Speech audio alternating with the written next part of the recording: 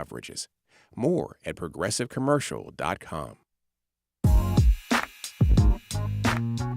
And welcome inside Studio 2, everybody. I'm Avi Wolfman-Arndt. And I'm Cherry Gregg. 5 years ago today, the World Health Organization declared COVID-19 a global pandemic. The next day here in Philadelphia, schools shut down, businesses closed, and within days, millions of people across our country found themselves isolated. The virus ultimately claimed over 1 million lives in the U.S. alone. But COVID-19 wasn't just a health crisis. It was a social, economic, and political earthquake. It changed the way we work, the way we relate to one another, and how we engage with government and institutions. So today on Studio 2, we're going to reflect on what's changed. What lessons did we learn? How did the pandemic reshape our personal lives, communities, and democracy? And maybe most important, are we prepared for the next crisis? To explore these questions, we're going to hear thoughts from leaders in health, psychology, politics, business, and more. And here with us throughout the hour to help ground the conversation is sociologist Eric Klinenberg. His book, 2020, One City, 7 People, and the Year That Changed Everything, examines the pandemic's lasting imprint. Eric, welcome to Studio 2. Good to be here. Thanks for having me. Yeah, and we want to open up the phone lines and the email box and hear from you, our listeners at home or at work. The question of the day is, how did the COVID-19 pandemic change your life? You can call 888-477-9499. You can email studio2@whyy.org. And if you're watching on YouTube, be sure to drop your comment in the chat. Again, studio2@whyy.org. How did the COVID pandemic change your life? So, Eric, I want to start with you, and maybe I'll ask you that question. How do you think the COVID pandemic changed your life? Obviously, it changed your work quite a bit, but was it just sort of an occupational change? When you think about that question, what springs to mind for you? Well, first of all, incredible feeling of precariousness that suddenly dawned for my family. And in some ways, it was a good reminder. There are a lot of people in the world and in this country who feel kind of vulnerability on a daily basis. I have a pretty comfortable life as a university professor. My kids were in school. My wife had a job. We trusted institutions to manage the situation. And a lot of the building blocks that make up a stable, secure life in the United States started to fall apart for us. And I think one of the harrowing experience was just this recognition that there was no one who really understood the phenomenon, that there was no real plan for getting us out of it, that we were going to have to figure it out on our own. And I think that sense that it was up to us to determine our fate is one that really lingers and haunts me to this day. Yeah. And I remember thinking at the time, Eric, that we just got to get through this. You know, I would repeat that in my head. We just got to get through this. I don't know how long it's going to take. We just got to get to the other side. Now we're at the other side. And I got to say, it doesn't feel as good as I thought it would feel. So how do you explain what changed about society, over these last 5 years? Well, the first thing I want to say is that although it's 2025 and this is the 5th anniversary of that announcement we all got, I believe we're still locked in 2020. In crucial ways. The feeling that really whipped up at that time, that sense that we felt divided. We've been polarized for a long time in this country, but it went to another level during that year. We felt distrustful. And while a lot of Americans have been skeptical of government or of scientists or of media or even of each other, that distrust went to a whole new place that year. I think we also got really angry. There was frustration that people felt, and it expressed itself when we had these battles over whether we were wearing masks in grocery stores, or I'm sure people remember those viral videos. And I think one thing that's happened is in these last few years, we've been in such a rush to put the year 2020 behind us, to put the COVID experience behind us. We've kind of acted like it didn't happen. And it turns out you can't just repress something this powerful and profound without it having repercussions. So I think we are still stuck in this mode because we haven't reckoned with what we've been through. And that's one of the reasons I'm looking forward to our conversation today. Yeah. Yeah.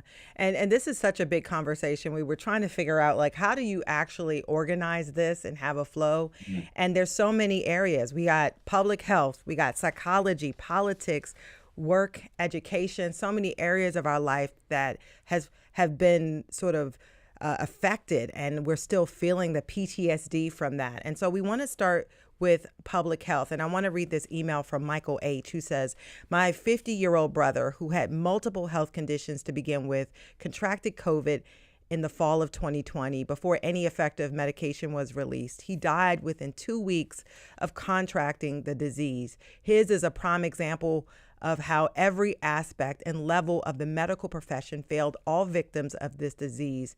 Michael H. goes on to say, my personal resolution is to assume doctors are incapable of helping anyone, and if perhaps good comes from their aid, it is surprising. Eric, I want to talk about the scars that a lot of people are still nursing when it comes to public health. And you mentioned this distrust in our institutions, but Michael H., I mean, lost someone. We all know someone who died during the pandemic. Can you talk about the scars that we're still dealing with or trying to ignore?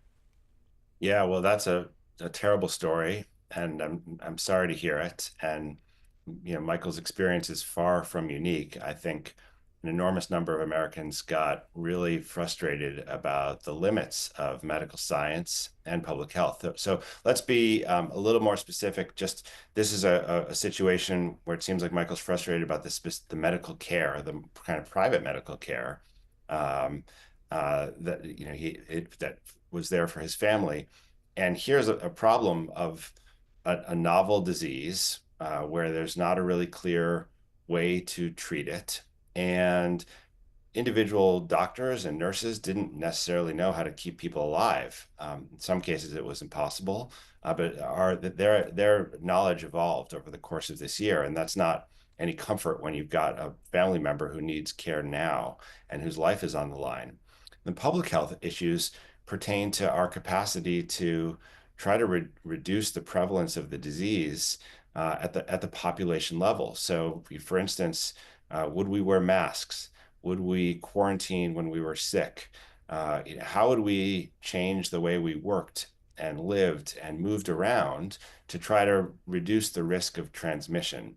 And there too, I think we find even more hostility from Americans. No one expected when those initial lockdowns were put in place, when schools closed. No one expected that those were going to last for months or even years in some cases. And people got really fed up with that. At the same time, what we really need in a pandemic is this kind of feeling of solidarity, like that sense that we're all in it together, and that if we take proper measures, we can protect not only ourselves but also fellow citizens, and that will have virtuous effects. And in the United States, unfortunately, we proved really unable to Yeah. produce that solidarity most of the time. And I think that's why so many people felt like they were carrying the weight of the pandemic on their own individual shoulders. Other countries did a much better job of supporting the public health, Yeah. of making decisions that were good for their neighbors and in turn for themselves.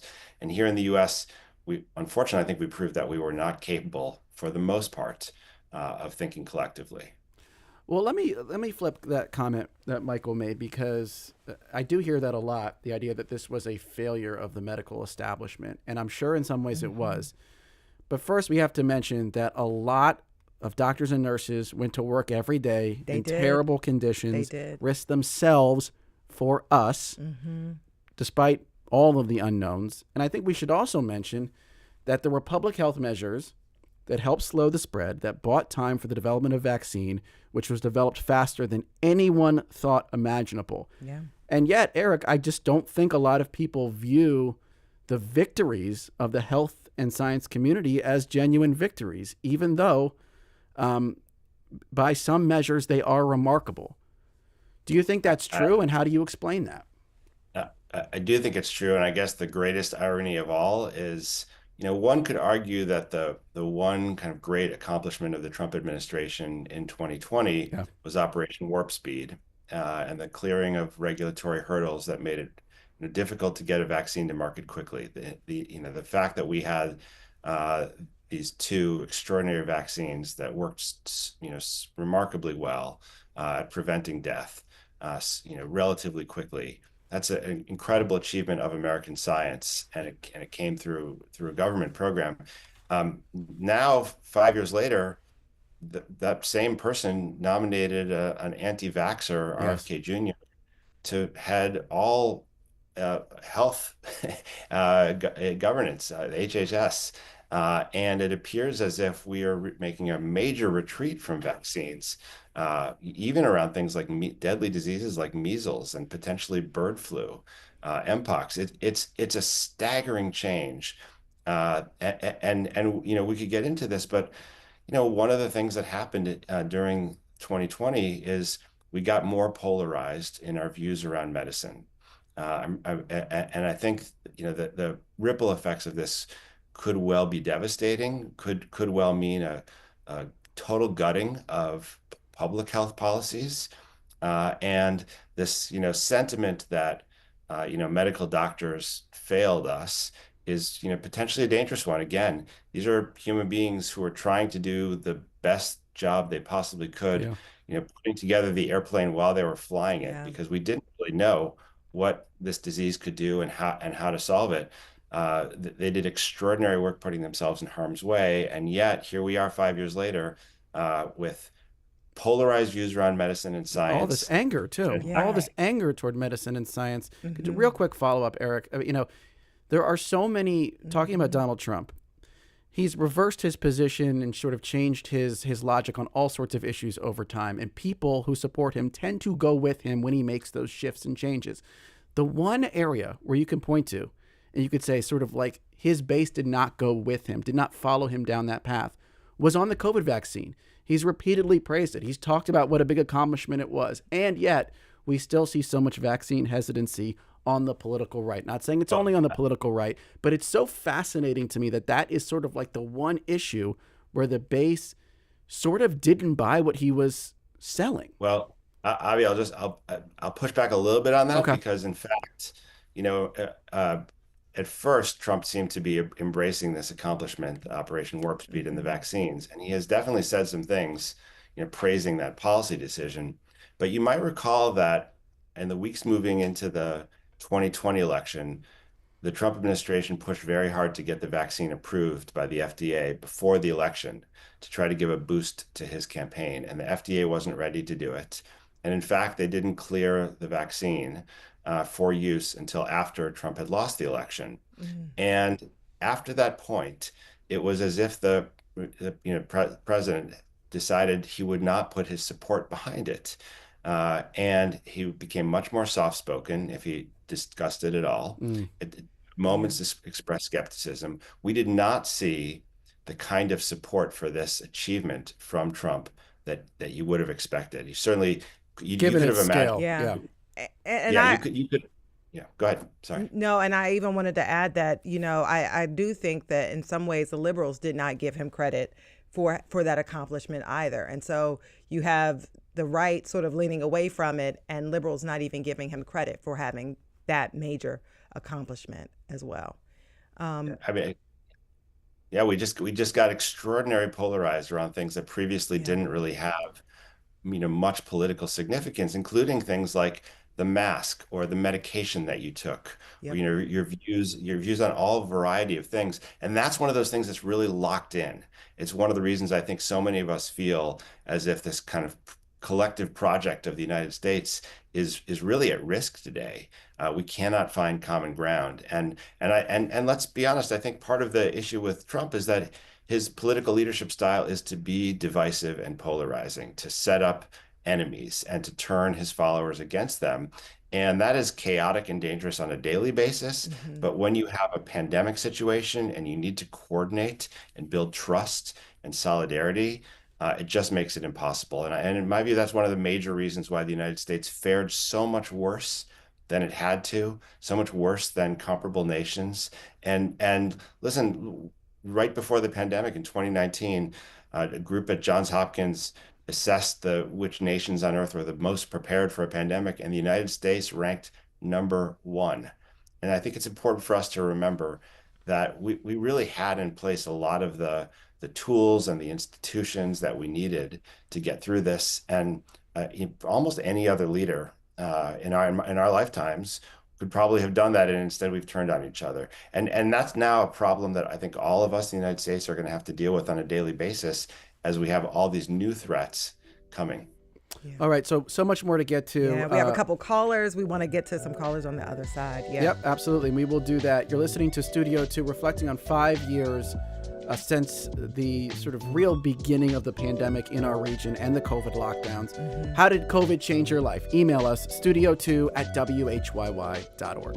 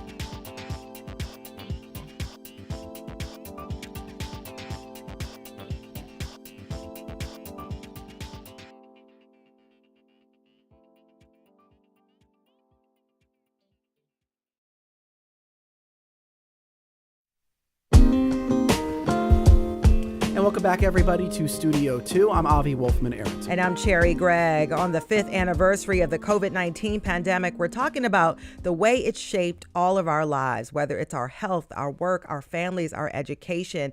And our guest is NYU sociologist Eric Klinenberg. He's the author of the book 2020, One City, Seven People, and the Year Everything Changed. And we're asking you this hour, how has your life been changed by the COVID-19 pandemic? Give us a call, 888-477-9499.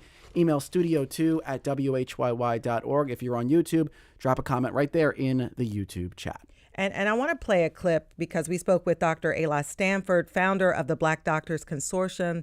She says her key takeaway is that governments need to be ready to act quickly to serve the neediest communities. And so we want to talk about what we learned when it comes to public health and the pandemic. Take a listen. By 2030, I think that we will have another outbreak of some infectious disease, and that we are going to have to use what we learned during 2020 to combat that. And the biggest thing has got to be going to the most vulnerable first, where there is more transmission, where there is more disease and death. Because if you don't contain that, that will be what continues to propagate the disease in the communities. And so, Eric, as we wrap up this part of our discussion on public health, I mean, did we learn something? You heard what Dr. Stanford had to say. Are there some good takeaways? Because we could have another pandemic or another outbreak of something else. I mean, I guess it depends on who the we is. One of my concerns is that there's been a lot of learning, and a number of the people who are doing research on what can make a pandemic less lethal, what can make a population more resilient, have been pushed out of their government offices or seen their research funding cut in these last few weeks. I'm really concerned about the dismantling of major public health institutions in this country. Recall that in the beginning of the pandemic, when everything was terrifying and we didn't know, what to do to survive, we told everyone to stay home. We closed the bars, we closed the schools, we closed restaurants, we closed offices, we closed beaches and parks, except for this magical group of people we called essential workers. Remember those essential workers?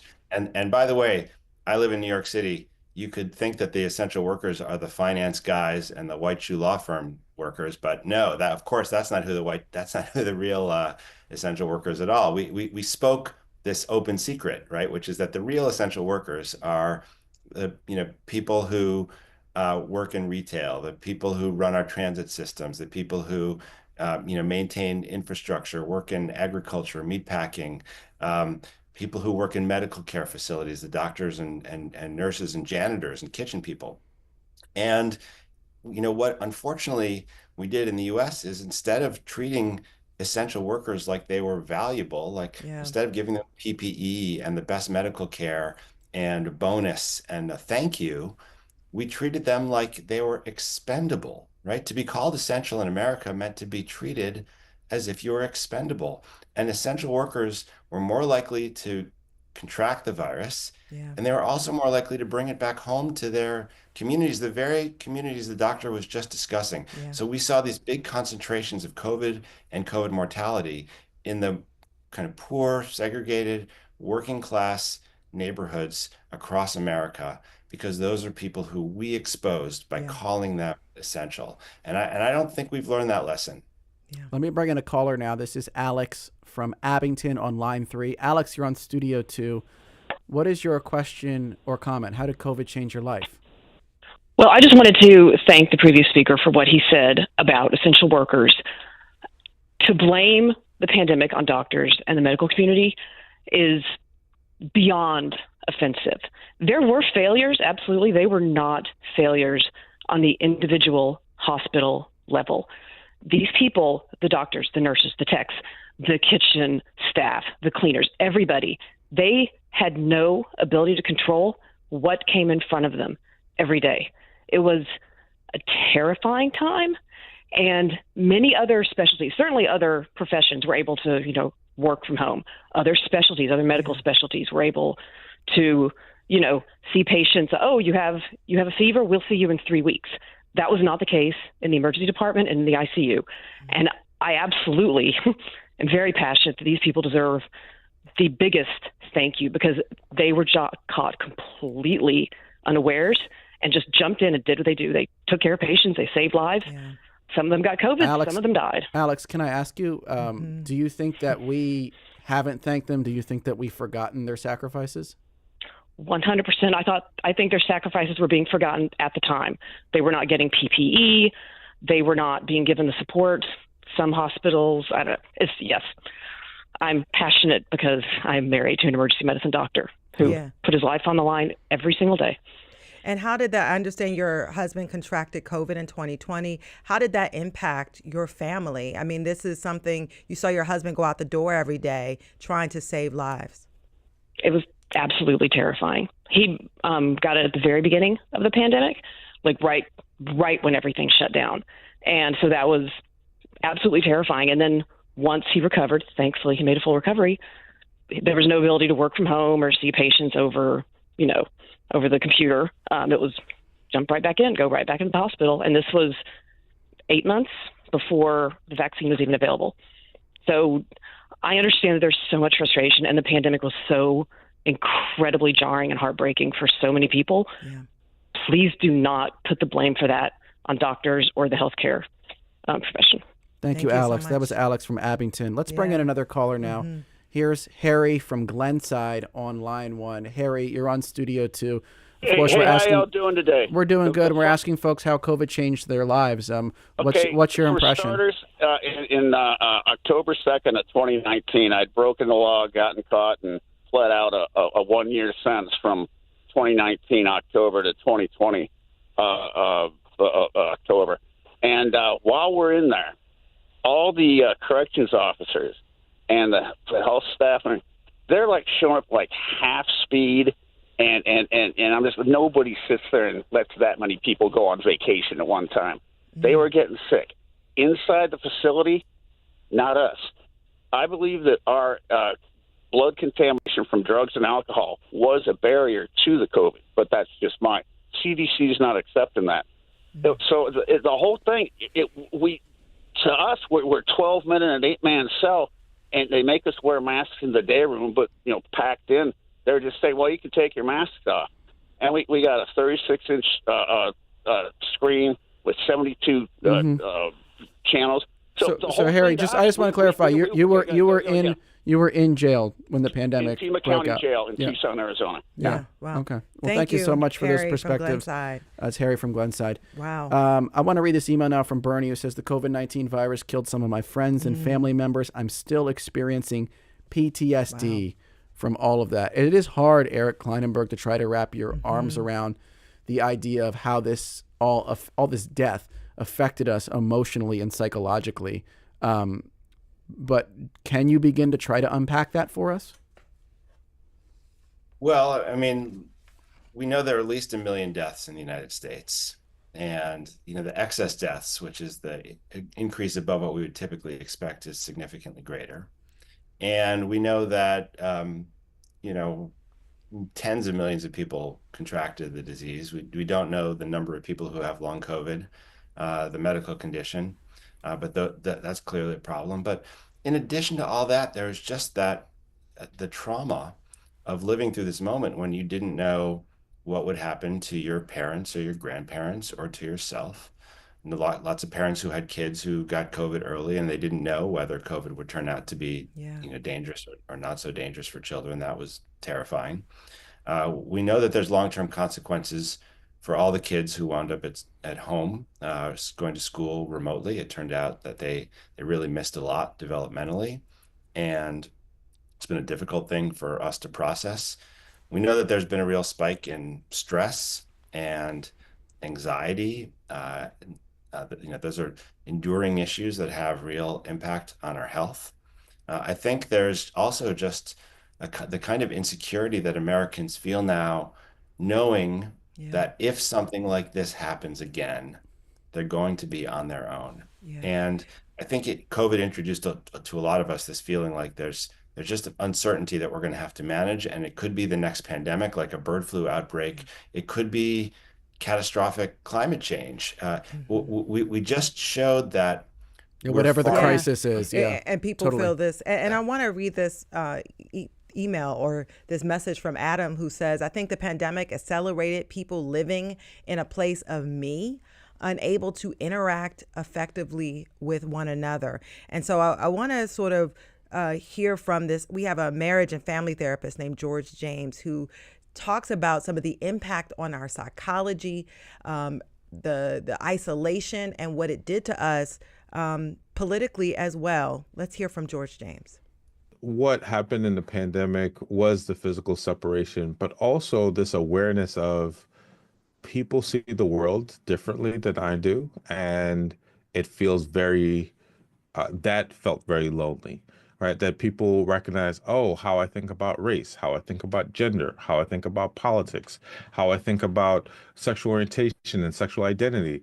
These things that maybe you thought, okay, we see it differently, but not that differently. This is still my friend.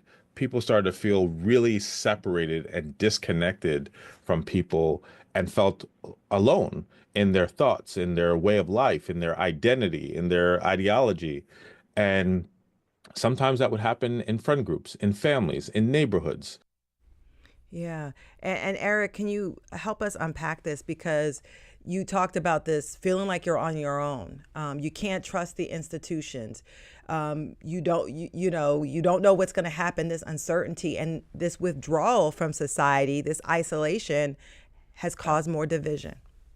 Yeah, there's two ways I'd answer that through research. One is I was really interested in this question of whether we were becoming much more lonely during the pandemic. There's a lot of anxiety about what Ezra Klein called the social recession from the pandemic. And we did interviews with a lot of people living in New York during the lockdowns. And a big surprise that hit us is that people generally felt that they were strangely connected to others around them, not physically, but that they were talking more, that they were experiencing the same thing in the same time. They were, on video calls with friends and family. And so strangers sometimes, yeah.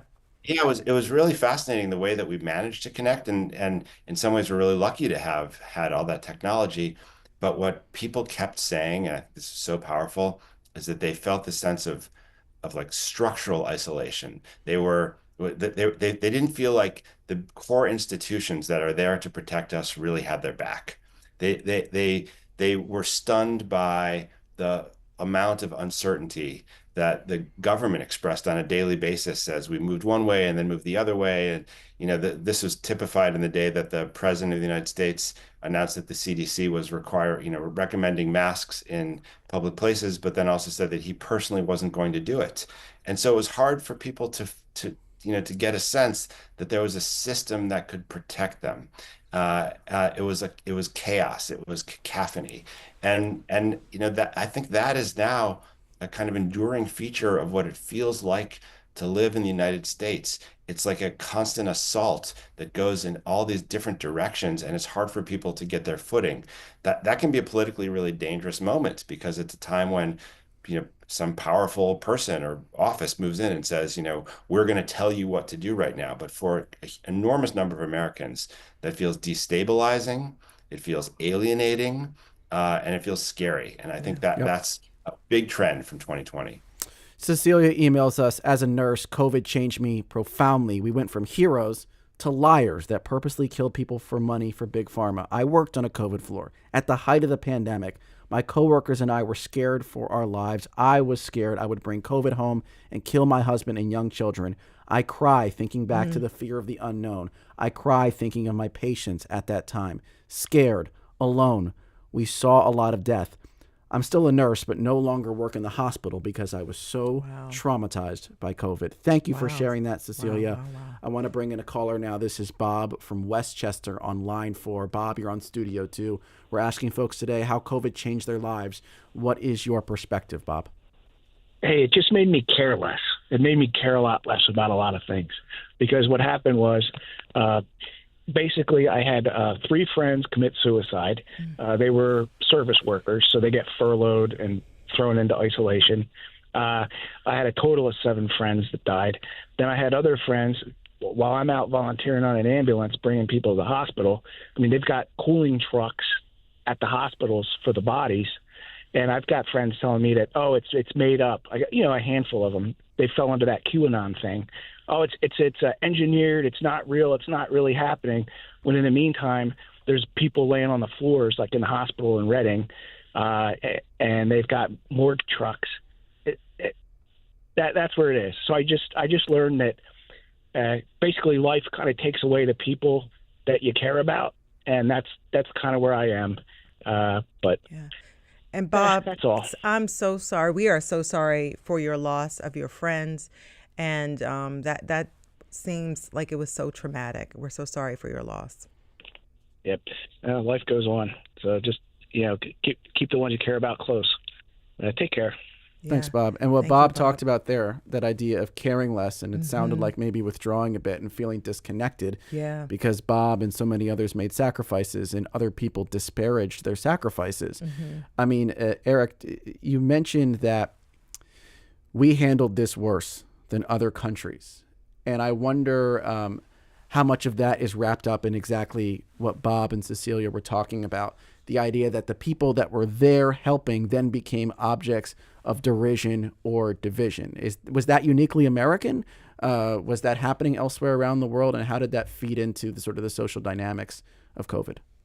It was not unique to America, but it was far more pronounced here than in any other place.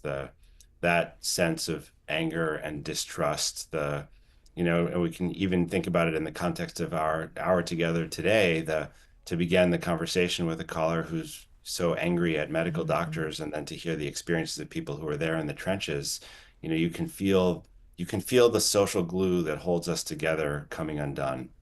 And I want us to remember that moment in 2020 where there were hundreds and then thousands of people dying every day. It got to the point where I think a lot of people felt this kind of numbness around it. We just grew accustomed to these losses, and it was an overwhelmingly difficult feeling. And I remember looking at places like Australia and South Africa and Japan and even Canada and seeing that their public health systems were so much more effective than ours.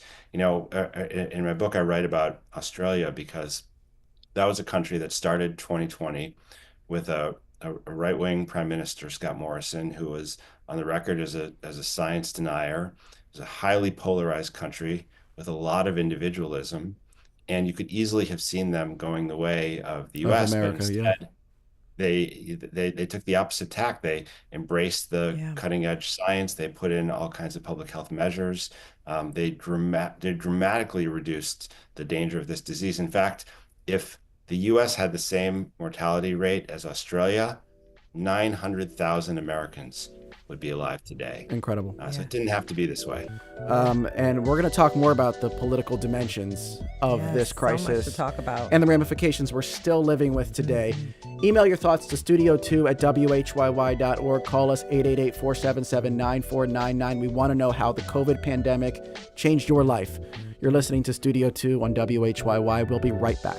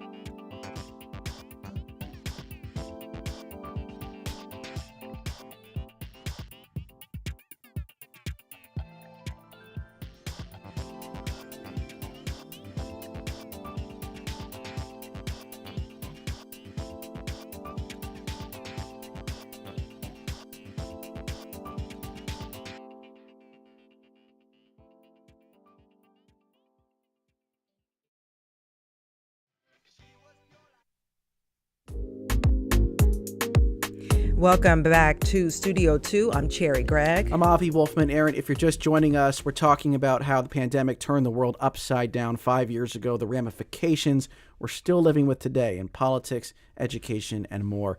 Our guest is Eric Klinenberg, a sociologist at NYU and author of the book 2020, One City, 7 People, and the Year Everything Changed. And we're asking you, our listeners, how did the pandemic change your life? You can call us. The number is 888-477-9499. You can also email studio2@whyy.org. And if you're watching on YouTube, be sure to drop your comment in the chat. And Eric, before the break, we sort of teed up our conversation about politics. And I want to play 2 clips back to back. And the first one is where we spoke with Democratic Congressman Brendan Boyle, who spoke about the role misinformation played in the debate over vaccines. He also says our response to the pandemic would have played out differently if there was a different president in March of 2020. Take a listen to what he had to say. I think the leader we had in the White House at that time, President Trump, was a big reason why we had such extreme divisions in terms of our reaction to COVID. It should have been an opportunity in which we rallied together and we all got us through a very difficult time. Instead, I would say it drove the divisions further apart than they ever had been before. And on the other side of the aisle, we have Kim Ward, who is a Republican and in the Pennsylvania State Senate. She says the opposition to the way COVID lockdowns were handled helped drive President Trump's 2024 victory. Take a listen to her. People were still angry about how COVID was handled. I mean, we kept kids out of schools. People didn't get their testing. I didn't get my mammogram. I mean, people lost their jobs. They lost their businesses. I think part of it with the businesses was some businesses could open and some couldn't. They were doing the exact same thing. It just seemed it was an overkill, an overreach by the government trying to control every aspect. People died alone in nursing homes. They died alone. Their families weren't allowed in to see them. It was a bad time. And so, Eric, we just heard two very different takes. One arguing that government overreach and has shut people out, and others saying leadership failed us. From your research, what's the real story? And was the pandemic response a case of too much government or not enough? What are your thoughts on that? So let's be clear about some of the costs of the public health response. As I said, the closure of schools has been really terrible for so many reasons. They lasted such a long time. I think when we initially closed schools, there was no understanding that they would stay closed as long as they were. And unfortunately, that compounded inequality in education because, let's face it, wealthier kids were able to get tutors and they had people in their families who were tended to look after them, and they had machines for every child, and they could weather the system and fare better. Whereas poor kids were much more likely to struggle to even get online and be present, and let alone to get the extra support.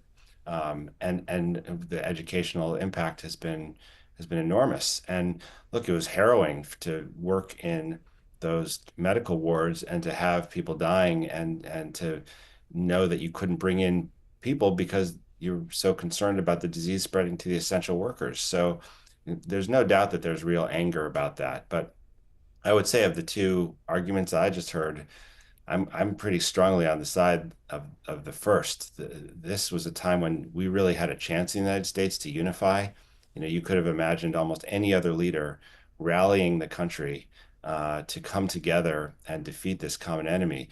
I mean, there are all kinds of ways in which even someone with Trump's political principles, could have rallied people. But I think the overriding principle in his presidency has been to exploit divisions and to cause chaos, and that those two things really made it impossible for us to mount an effective response. And listen, this is the reason why I am so concerned about where we are today, especially with RFK Jr. running HHS, especially with this retreat from vaccines and from all kinds of proven public health interventions. We're not living in a stable world. We're living in a world where the climate is changing, and we're going to see more crises from extreme weather. But also, there's a measles outbreak happening right now in the United States, and people are dying. Yeah. This is not normal. There is an avian influenza outbreak that is spreading, and with a few mutations, we could find ourselves in a truly terrifying public health situation. So now, we're working without guardrails. Yeah, but real quick, Eric, when you compare the results here in America to the results in other countries with similar profiles, do you think we did worse simply because of political leadership, and more specifically because of President Trump? Is that an oversimplification, or is that kind of where you fall? It's a simplification. I think there are a lot of reasons that we fared poorly, and we really did, struggle to come up with the kind of social solidarity that we needed to get through this situation. We do have a set of governors who were kind of hell-bent against implementing public health regulations at the state level, and that made things very difficult here. And look, we do have a high level of kind of individualism that's just a staple of our cultural tendency. So I think all those things were going to make it difficult.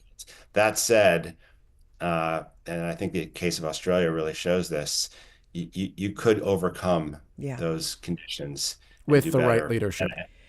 With the right leadership, and I think there's just no question that the Trump administration made 2020 so much more dangerous than it had to be. And that's just one quick thing. It's not, we shouldn't just look at health and mortality, as important as those things are. That for me, what's so damning also is that we wound up so much more divided and distrustful. And those things, it's long COVID as a social condition, not just a medical. By the way, B.L. Sherrill says on YouTube, COVID definitely took the last bit of trust I had for the government. I want to bring in a caller. We have Shirley from Wynwood who learned some lessons. Shirley, your answer to you two, how did COVID change your life? Hi, I am a vocal music teacher and choir director for elementary and middle school kids. And prior to the pandemic, I would be sick, and most teachers have this experience. You're sick kind of from like October till April, because you have kids coughing at you and sneezing at you, and in my case, singing at you. And once the pandemic hit and I had to start masking, I realized, oh my gosh, I'm not getting sick anymore. And it was a huge relief. And I could breathe through the mask. I can sing through the mask. And I continue to mask at work till this day because I'm immune compromised due to cancer treatment, and I can't afford to get sick. And it's just a huge relief to have this choice to mask. And I know people look at me funny, but I got to do what I got to do. And again, I have every right not to get sick. Wow. Absolutely. Shirley from Wynwood. And there's sort of a silver linings type of comment. And here's another one from Angela, who says, the pandemic gave my family a badly needed break from the social pressures of daily life. My daughter was a high school senior dealing with a health emergency that left her with a feeding tube, and my son was a high school sophomore who lives with autism and was very school avoidant. It gave the four of us time to reset as a family. We did virtual school, played games and puzzles. It was so hard for so many people, but we all have guiltily good memories from that time, which is interesting. Speaking of school, I want to get this perspective in from Jason Harris, who is a senior at Carver High School in Philadelphia. He says there are clear, lingering academic effects from widespread virtual learning and COVID school shutdowns. This is what Jason had to say. The stunted development is really hit at a level that I don't think students nor teachers are really equipped to deal with. And it hasn't gotten too much better. I worked very, very hard, especially with my teachers, to get at a level that was proficient for like high school and stuff. But I don't think that that's the case for everybody. Wow. And on that note, I just want to sort of ask you, Eric, what did we learn about schooling and education during the pandemic? And were there, critical missteps here? I don't think anyone feels like the year plus shutdowns of schools were good for students. Clearly the issue for a lot of school districts is that teachers were vulnerable, the janitors, the kitchen staff, the people who work in schools were more vulnerable. There was tough calls to figure out how to do that. I wish, I do wish we had gotten more schools open earlier and made sure that we had the right protective measures in terms of, air filtration and mask wearing so that we could do that safely. There's just no question that the educational inequalities have expanded since COVID. And I think, frankly, that's one of the lingering political issues of our time. Yeah. And we heard that concern on the right, to the extent that there were debates about the pandemic. The feeling was like the restrictions went too far. Yeah. And unfortunately, I think there's an extreme version of that says there should be no restrictions in a future pandemic. There should be no shutdowns, no quarantines, no masks, no vaccines. I think we don't know what's coming, and I would love for us to have conversations like this more often, because it's so clear how affected this country is, how stuck we are in some of the debates of 2020 that we haven't resolved yet. Yeah, and we only have a few more minutes and we want to get to the final topic, but Wesley wrote, my daughter hasn't been on the right track since COVID.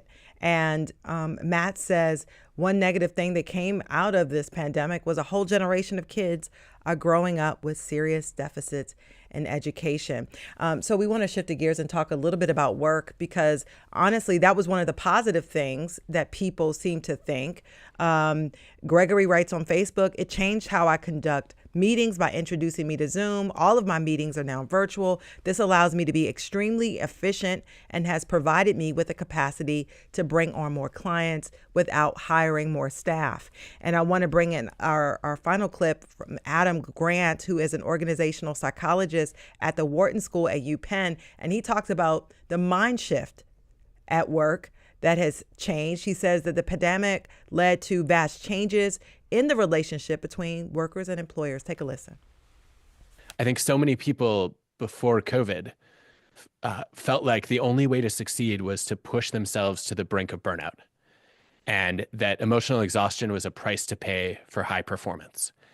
And I think a growing number of leaders during COVID recognized that burnout is actually a long-term threat to performance as well as retention. And that if they wanted to attract and motivate and retain talent, then they needed to think hard about how to make work manageable. And briefly, Eric, I just think about, we have seen a lot of empty, corporate spaces in downtowns, and we complained about that. But this mind shift change, could that be a good thing that came out of COVID? Look, I think it could be. There's more to life than work. And I think a lot of us realized that during COVID. That's a positive thing. And look, people were able to be closer to their families. We didn't spend as much time commuting. We could spend more time in our neighborhoods. Like in a lot of cities, what's happened is the downtowns have been emptied out. The offices are empty. The businesses there are really struggling. And there's some big questions about the tax base that cities depend on for their services. But the residential neighborhoods are booming because people are making their lives around the places where they live and hopefully finding a better balance too. So, this is one where there's some trade-offs, but clearly one thing that got changed, I think durably from 2020, is we will never work the same way again. We will never be in the office 5 days a week for 12 hours a day. Again, remote work is a real thing. Mm-hmm. And speaking of impacts on our social life and how we organize our lives, let's bring in one more caller. This is Beth from West Philadelphia. Beth, you're on Studio 2. Hi. What is your question or comment? My comment is, and it's apropos of what he was just saying, my husband and I were verging on senior citizenship and thinking we had some years yet before we retired. But we worked in industries that were completely shut down by the pandemic. And we realized that we could live modestly, we could live simply, we could have a different kind of life. And so we did retire earlier than we thought, but very gratefully and very successfully in a way. We will never get rich, but we realized we have what we need and we can slow down and look around and appreciate what's there. A fantastic comment from Beth in West Philly. And as we wrap up, Eric Klinenberg, here's what that comment makes me think.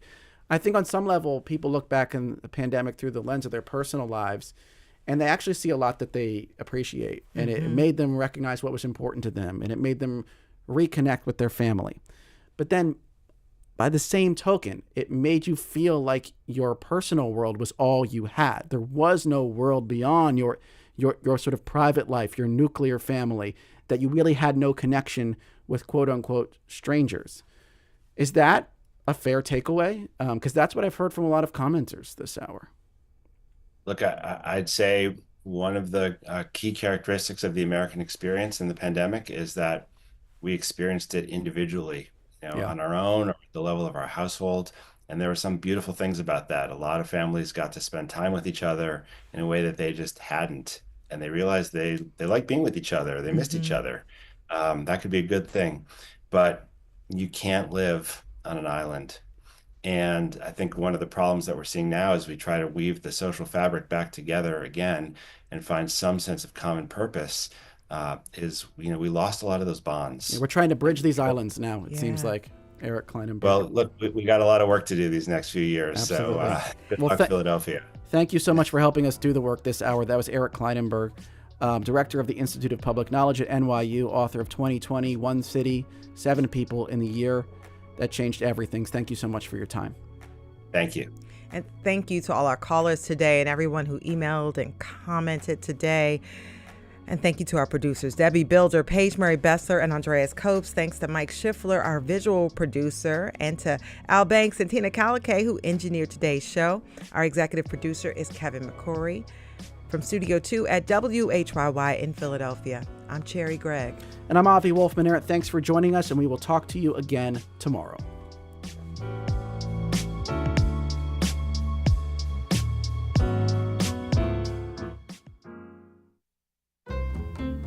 Tomorrow at noon, the new Peacock series Long Bright River is a mystery set in Kensington. It's based on Philadelphia author Liz Moore's best-selling novel.